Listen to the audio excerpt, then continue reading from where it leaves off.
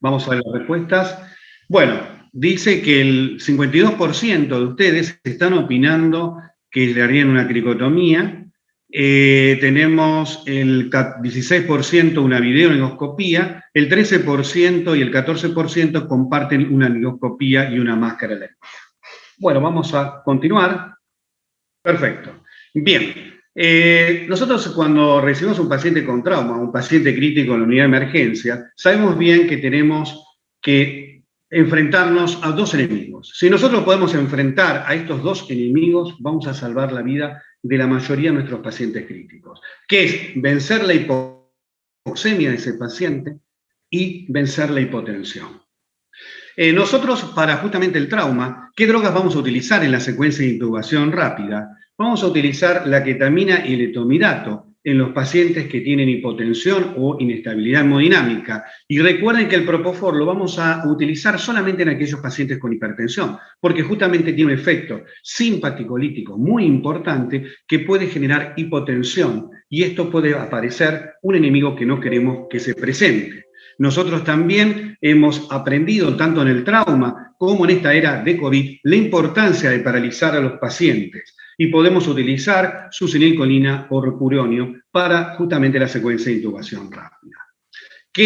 ¿Por qué decimos esto? Porque los paralizantes, cuando utilizamos, mejora la laringoscopía, previene el laringoespasmo, mejora el pasaje del tubo y fundamentalmente evita los vómitos. Pero recuerden que cuando yo coloco la succinilcolina tengo que esperar 1 minuto para que haga el efecto, y que justamente antes de colocar la pala del laringoscopio o del videolaringoscopio en el paciente.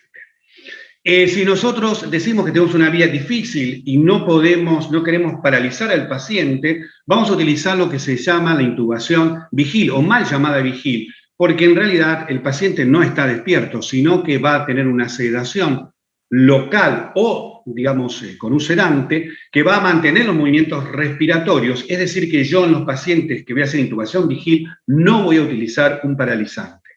Voy a utilizar etomidato, propofol, ketamina o la mezcla de ketamina y propofol para que el paciente pueda mantener los movimientos respiratorios, pero que esté dormido o que esté, digamos, disociado como hace la ketamina.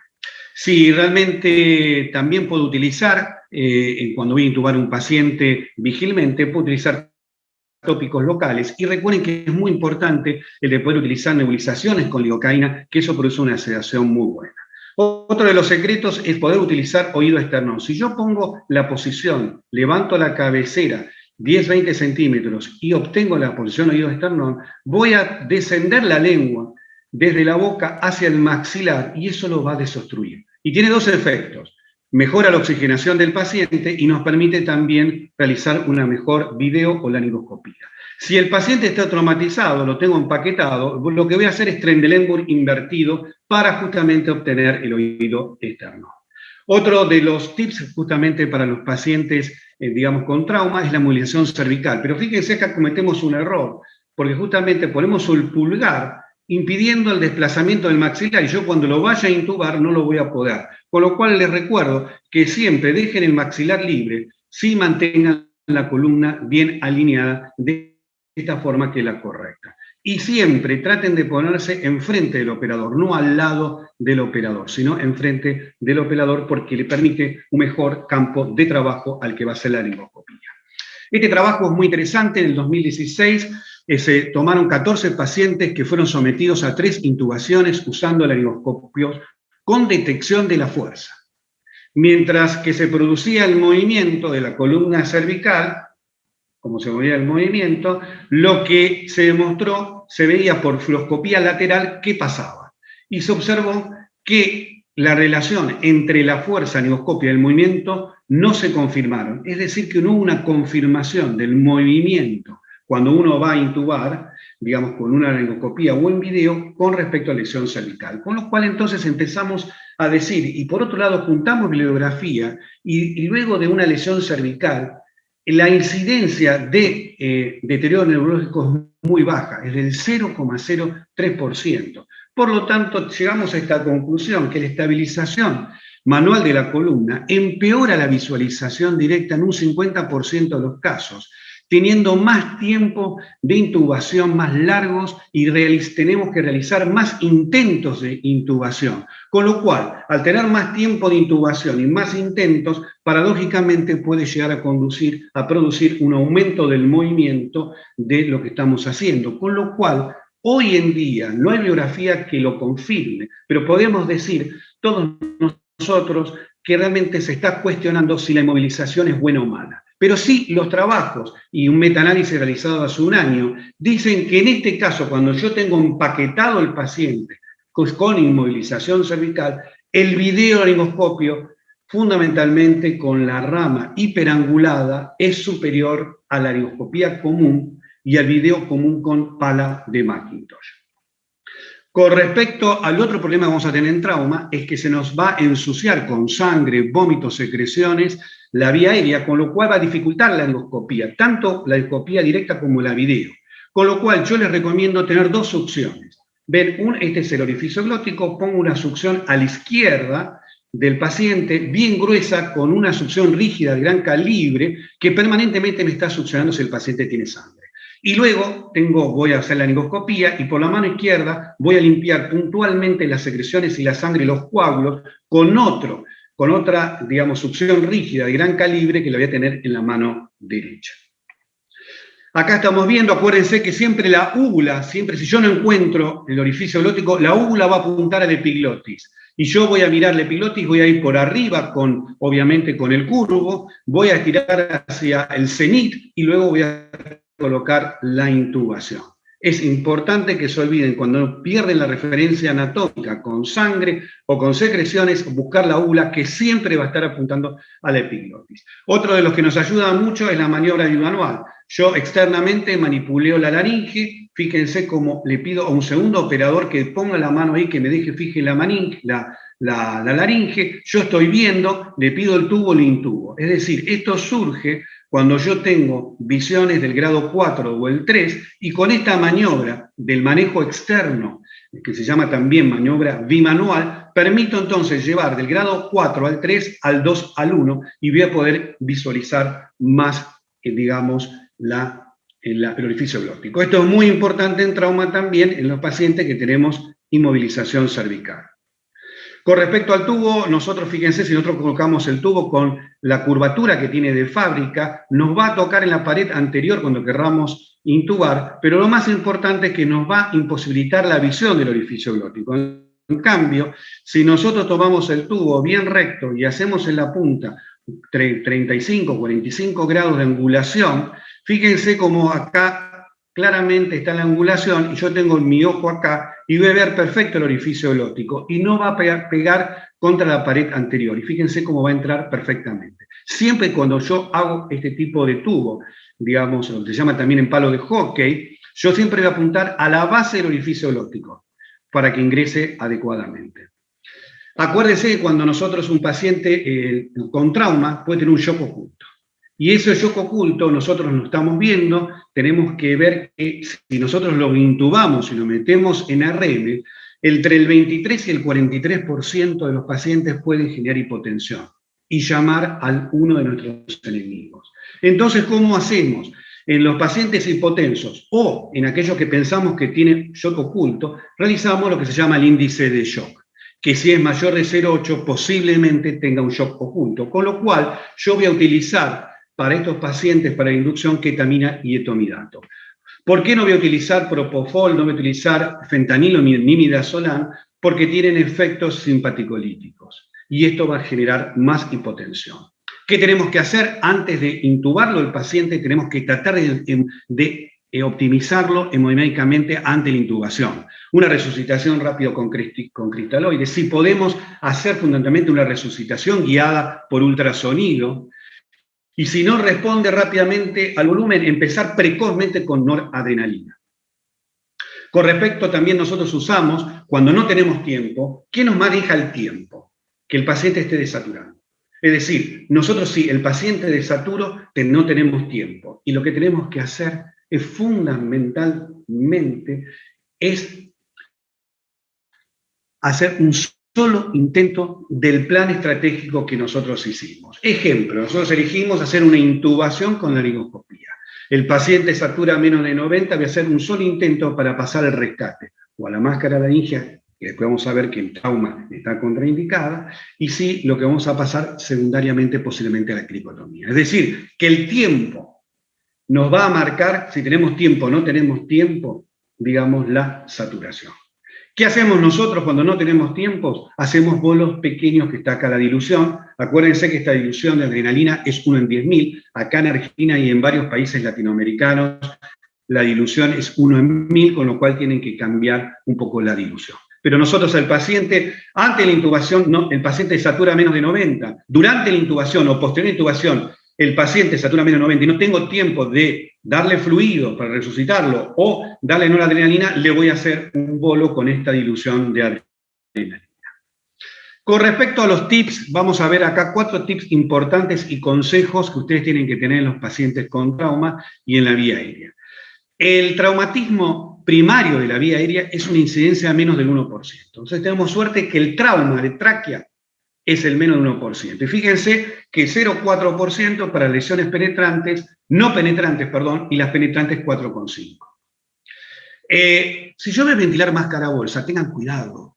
Ventilar máscara bolsa a un paciente con trauma de cuello y posible lesión traqueal o de la vía aérea superior. ¿Por qué? Porque puede empeorar. Si el paciente tiene un neumotórax, puede empeorar un neumotórax o puede generar un neumomediastino o un enfisema subcutáneo importante.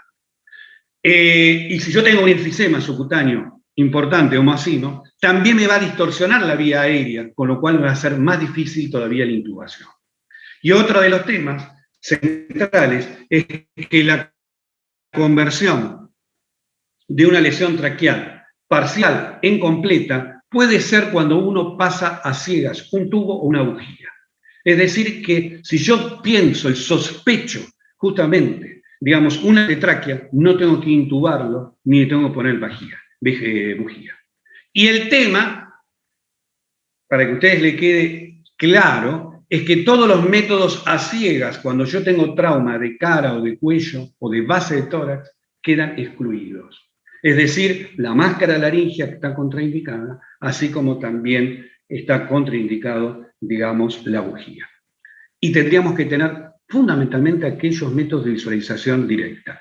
Por eso acá podemos hablar que la era del COVID ha hecho que el videoligoscopio se haya quedado para todos, y yo pienso que el trauma, el video y el fibroendoscopio flexible son 2 elementos centrales justamente para la vía aérea con trauma. También el otro elemento es la vía, digamos, FONA, que se llama en inglés, que la vía, digamos, aérea anterior, o lo que llamamos nosotros cricotomía, que vamos a decir que hoy en día también en los pacientes obesos o en los pacientes con cuello corto y gordo nos puede ayudar significativamente el ultrasonido para identificar la membrana cricotiroidea. También les digo, tengan tranquilidad, fíjense que el cartílago cricoideo, digamos, aquí en la región posterior, es muy grueso, y que si ustedes hacen justamente una incisión en la membrana cricotiroidea, es difícil que perforen, digamos, la pared posterior, digamos, de la tráquea y que lleguen a perforar el esófago o otra perforación. ¿Cómo lo que tenemos que hacer una cricotomía? Hoy en día decimos que en emergencia la cricotomía quirúrgica justamente es superior a la por punción. ¿Y cómo hacemos? Vamos a tomar el cartílago tiroides, ¿sí? Lo vamos a agarrar con el índice y el dedo, perdón, el dedo pulgar y el mayor. El índice vamos a desplazarlo por debajo del borde del cartílago tiroideo, vamos a tocar la membrana cricotiroidea, vamos a llegar al cartílago cricoideo y ahí vamos a detenernos. Cuando vamos a hacer la incisión, nosotros en emergencia no hacemos como muchos cirujanos de cuello que están entrenados, que hacen las incisiones transversales, sino la hacemos longitudinal. ¿Y por qué?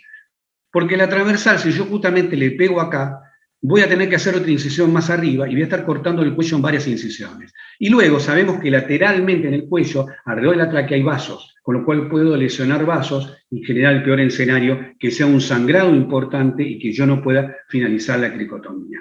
Con lo cual, entonces lo que hacemos nosotros son incisiones longitudinales. ¿Por qué? Porque yo la hago bien grande y voy a explorar dónde está justamente con mi dedo índice la membrana tiroidea. Les voy a mostrar esto que para mí esta imagen es fantástica. Fíjense, como nosotros en quirugía, digamos, hacemos la cricotomía quirúrgica, vamos a tener el dedo mayor, el índice que va a tocar, a fijar, digamos, el cartílago tiroides. Con el índice que está acá voy a tocarla, me voy a identificar la membrana cricotiroidea. Voy a apoyar siempre esta mano que voy a hacer la incisión en el tórax del paciente. ¿Por qué el apoyo? Porque hasta el más entrenado nos va a temblar el pulso. Entonces la apoyo en el tórax, la apoyo justamente en el tórax y voy a hacer una incisión. ¿Cómo es la incisión? Longitudinal. Perfecto, la que les muestro rápidamente lo que ha cambiado la historia. Vamos a ver la historia nueva 2021 de justamente la vía aérea en trauma, que son los videolaringoscopios. Fíjense que tenemos con pala, con canal, que no vamos a hablar hoy, y que después los videolaringoscopios los dividimos en dos grupos. En los que tienen la pala de Macintosh, que es la pala curva habitual que tiene cualquier laringoscopio, o los hiperangulados, que tienen una angulación de 60 grados. Vamos a ver acá. Vamos a ver acá. Vamos a intubar, es un paciente con trauma. Fíjense, ahí encontramos el orificio glótico. Pero les voy a mostrar algo. Yo veo el orificio glótico y veo los anillos traqueales. Digo, ¡qué bien, doctor Menéndez! Veo los orificios traqueales, ¡qué visión tenga! Pero fíjense que Kovac de Canadá describió este signo, que es ver justamente los anillos traqueales. ¿Qué pasa si estás haciendo una laringoscopía o una video con hiperangulado? Una videoscopia con un laringoscopio bien angulado, vas a encontrar, mire, fíjense, no vas a poder pasar el tubo,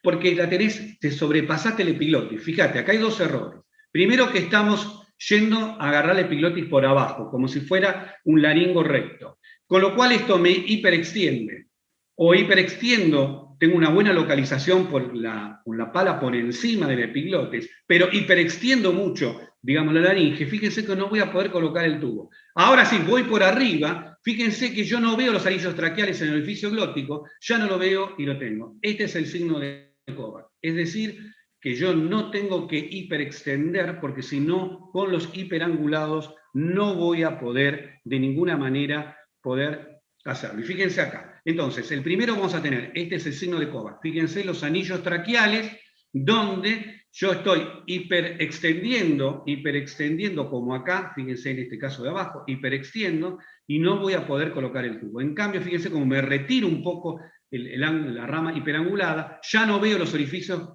traqueales y lo voy a hacer. Y otro secreto es que yo tengo que tener un mandril o hacer el mandril que tenga 60-70 grados cuando voy a colocar un hiperangulado. Con respecto a Gibbs, mi amigo Robert Visser y Michael Gibbs han sacado el tema muy claro. Y fíjense cómo han resumido en dos palabras la vía aérea en trauma. Si tiene anatomía normal o anormal, si tiene oxigenación adecuada o no oxigenación adecuada.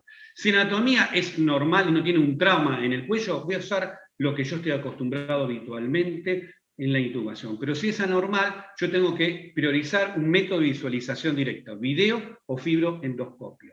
Y no voy a poder utilizar nunca el tema de una bujía, ni tampoco una máscara laringia, ningún método a ciegas.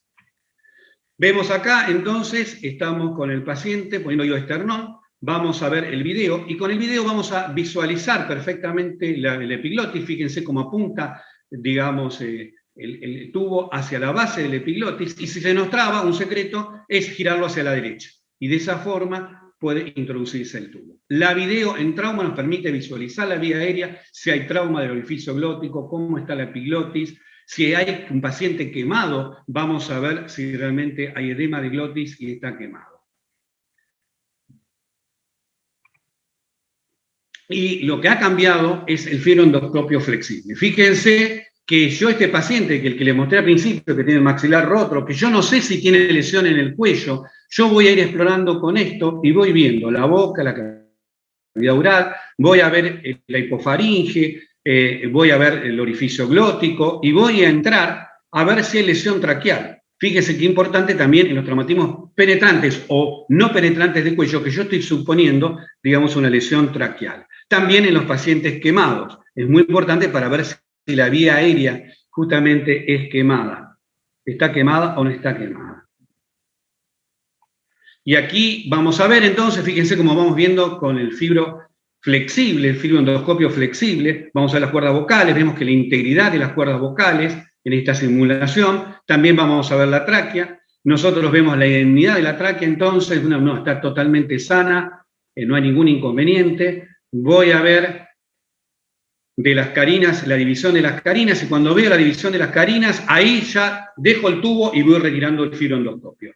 Y el paciente quedó con vía aérea permeable. Perfecto. Yo quisiera ahora, entonces, antes de ir finalizando, si pueden hacer la última pregunta.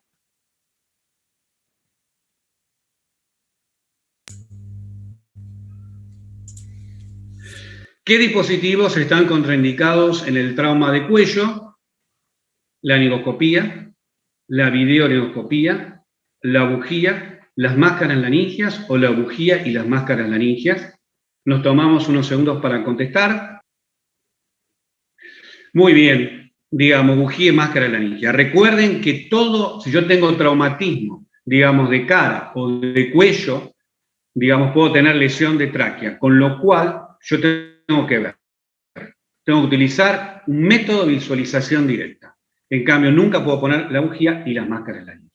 Perfecto. Cualquier duda o cualquier ampliación de este tema, mi mail es edgardo-menendez@yahoo.com.ar. Bueno, muchas gracias. Yo voy a dejar de compartir mi pantalla. Como se llama, en estos primeros minutos vamos a hacer, en primer lugar, preguntas, vamos a responder preguntas de las 3 primeras clases. Darío, por favor. Bueno, cómo no. Voy a ir haciendo una pregunta a cada uno de los disertantes y vamos mechando. La primera para vos, Edgardo. Acá Martín de Argentina pregunta, ¿qué hay que tener en un protocolo especial a la hora de usar el laringoscopio en un paciente? Se refiere a si se utiliza barbijo quirúrgico o el equipo de protección completa. Bueno, hoy en día por el tema de la pandemia nos ha enseñado que justamente tenemos que utilizar la máxima protección. Tenemos que usar un barbijo N95, antiparras, digamos, todos los elementos que sería el grado 3 de lo que nosotros llamamos de equipo de protección médico. Nosotros al principio utilizábamos las cajas que se han publicitado, que ustedes han visto, esas cajas de acrílico, pero realmente nosotros nos dificultaba la intubación, la visualización. Recuerden que justamente para intubar vamos a estar con máscaras, digamos, vamos a perder, digamos, la visión, vamos a tener reflejos, y que realmente es muy importante el de estar cómodo. Pero el elemento de protección, no solamente el que va a hacer el procedimiento, sino todo el equipo que va a estar trabajando. Edgardo, para ti, pregunta acá Nicolás, ¿el uso de ketamina en el trauma de cráneo no provoca hipertensión endocraniana? No, digamos, el tema es, mire, el tema es el siguiente, la ketamina, yo les recomiendo un trabajo que se publicó hace 2 años, donde justamente en traumatismo de cráneo, en pacientes politraumatizados, se comparaba el etomidato, que es una droga muy estable hemodinámicamente, con la ketamina. Y se observó que no había, digamos, inconvenientes. El tema es, acá tenemos que definir 2 grupos, si es un traumatismo de cráneo puro, realmente, o es un politrauma. Si es un politrauma, digamos, para el trauma y para lo sistémico, como también para el cerebro, lo peor es la hipotensión. Con lo cual, nosotros, en pacientes que justamente están con un índice de shock mayor de 0,8, o que tienen normotensos, están hipotensos, es preferible hacerle ketamina. ¿Por qué? Porque de esa forma nos generamos hipotensión. En cambio, si hablo de un traumatismo de cráneo puro y que realmente, digamos, es un paciente que uno sospecha clínicamente que tiene una presión intracraniana elevada, sería la droga letomidato, en este caso, en vez de la ketamina. pero también hay un gran, digamos, mito que dicen que la ketamina no se puede utilizar justamente en politrauma por eso. Si yo tengo una sistólica de 90, digamos, y la ketamina aumenta la tensión arterial, bienvenido sea para el cerebro y para el organismo. Con lo cual, entonces podemos decir que si yo tengo un traumatismo de cráneo, no sería la primera droga, sería, digamos, la elección, el letomidato. ¿Y por qué no digo la succinilcolina, perdón, el fentanilo, el midazolam, o no digo tampoco el propofol? Porque justamente bajar la presión arterial, hacer un efecto simpaticolítico y una hipotensión, sería justamente lo que más daña. Y esto lo hemos visto en los últimos 25 años con traumatismo de cráneo. El cerebro agudo, injuriado, digamos, obviamente que produce más lesiones y daños la hipotensión que la hipertensión. Pregunta para Edgardo. Si no cuenta en el servicio con métodos de visualización directa, ¿estaría indicada la cricotomía? ¿Y en caso de un paciente con sospecha de trauma de vía aérea? En sospecha de trauma de vía aérea. Miren, el tema sería el siguiente. Pienso que la pregunta tiene que ver con el caso clínico que yo presenté, ¿sí? Es correcto. Con lo cual, si yo no actualizo acción directa, lo que voy a hacer es, al paciente ese no lo voy a paralizar. Le voy a hacer una sedación, que puede ser ketamina, 0,2, 0,3, 0,5 miligramos kilo, donde le voy a hacer, digamos, una disociación de ese paciente.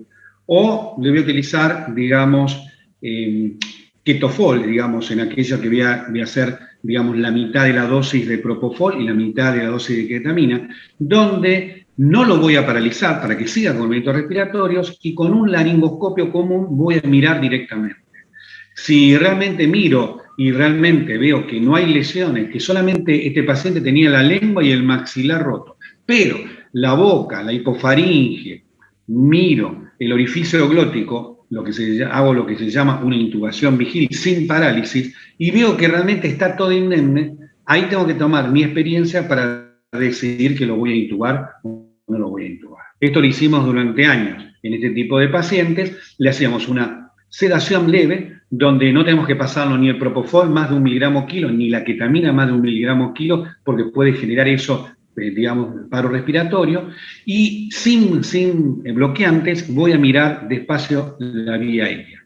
Si no encuentro absoluta y está impecable, y según mi experiencia lo voy a hacer. Si realmente tengo la duda, veo algún tipo de lesión al orificio glótico, o tengo enfisema subcutáneo en el cuello y pienso que es una lesión, voy a tener que hacer, digamos, una vía aérea, una cricotomía, o tendría que llamar al cirujano, en este caso si le da tiempo al paciente, para evaluar según, digamos, lo que yo supongo donde está la lesión del trauma, de tráquea, hacer una crico o hacer una traqueotomía. Si alguna pregunta tenés sí, del público, sí, por favor. Sí, Edgardo, esta es para ti también. ¿Cómo hago el manejo de trauma de la vía aérea en el prehospitalario? Bueno, es una buena pregunta. Yo le voy a unir un poco Paula, Dorado. Bárbaro, es una buena pregunta. Depende del trauma, como dijimos anteriormente. Si yo tengo tenemos que ver el paciente que yo me encuentro. Obviamente que la vía aérea cambia en lo que es el prehospitalario porque yo estoy en un ambiente hostil, en un ambiente donde no voy a tener la luz adecuada, estoy incómodo, es decir, y tengo que tener habilidades y destrezas particulares. Pero justamente había toda una discusión en el prehospitalario de los pacientes, por ejemplo, con traumatismo de cráneo, donde decían, ¿qué hacemos? Digamos, ¿hacemos la vía aérea avanzada, digamos, en el lugar, en la escena, o lo trasladamos con oxígeno? Y hay trabajos, esto es muy interesante porque todavía la bibliografía y los datos son muy contradictorios. Algunos dicen que mejoraban si uno lo llevaba lo antes posible con una vía aérea básica, es decir, por ejemplo, si no tenía fractura de cráneo, base de cráneo, puede usar la nasofaringia o una máscara, digamos, con reservorio, o directamente una máscara bolsa, de llevarlo, cargarlo y llevarlo antes y hacer la vía aérea en la unidad de emergencia. Y hay otro trabajo que dicen que el deterioro de la hipoxemia que genera la demora de una vía aérea avanzada en el prehospitalario. Por hay cosas interesantes, porque de pronto a lo mejor, soluxando la mandíbula, haciendo oído externón, colocando una cánula nasal con reservorio, el paciente puede perfectamente levantarse y llevarse, y después en el hospital, en la unidad de emergencia, puede hacer la vía definitiva. Esos trabajos que decían que andaban mejor. Otro trabajo, digamos, que el paciente se ponía en el prehospitalario a hacer en este tipo de pacientes la vía era avanzada y tenía complicaciones. Hipotensión, hipoxemia, no podían intubar. Con lo cual, hoy en día lo que se tiene que pensar es empezar de lo básico. Es decir, subluxar la mandíbula, el de colocar la cánula nasal, nasofaringia solamente si no hay traumatismo de cráneo ni de base de cráneo para colocarla, y el de utilizar máscara bolsa, que podemos colocar la PIP o máscara de CPAP y trasladarlo. Si yo en el escenario veo que la prioridad, porque si no me quedo sin paciente, es hacer una vía avanzada, yo tengo que pensar en hacer una intubación. Si el paciente, vuelvo a repetir, está contraindicado a utilizar máscara laringia, que podría ser una buena solución, está contraindicado si yo tengo de cara o de cuello el trauma, como lo dije anteriormente. Los métodos a ciega que dijimos, tanto la máscara laringia como la bujía, están contraindicadas en lo que vos tenés justamente lesiones traumáticas en cara o en cuello. Entonces, depende mucho de la experiencia y también quién trabaja en prehospitalario. Sabemos muy bien que el entrenamiento difiere de los países. Por ejemplo, en México y en Chile, en el prehospitalario lo manejan técnicos de emergencias. En Argentina nosotros tenemos, digamos, el sistema germano-francés, con siempre hay un médico en la ambulancia, y justamente el entrenamiento. Es una discusión que todavía no se sabe, pero depende del entrenamiento y la capacidad del médico o el asistente que va, y del paciente. Hay pacientes que lo colocándolo en la máscara solamente con oxígeno, llevarla rápidamente porque tenés 5 o 6 minutos de traslado, y otros vas a tener un traslado, el tiempo muy prolongado, que vas a tener que hacer una vía definitiva. Gracias, Edgardo. Bien, sí, acá tengo otra pregunta que veo acá que mandó María Marta Fusco, que dice, frente a una vía que se definió como dificultosa, la indicación de fibrobroncoskopía en pacientes despiertos y anestesia atópica, opción que no estaba dentro de la votación. Ella lo que estaba diciendo que podría ser perfecto, un poco resolviendo el caso, poniendo su opinión del caso clínico que hemos hablado, que yo he presentado de la vía aérea. Sí, es perfecto. Es, digamos, la correcta opción sería paciente despierto en el sentido no paralizado, porque uno para hacer una fibrobroncoskopía tiene que hacer una leve sedación, como le dije, una leve sedación endovenosa con agentes como la ketamina, el propofol, el etomidato, o, digamos, hacer anestesia atópica.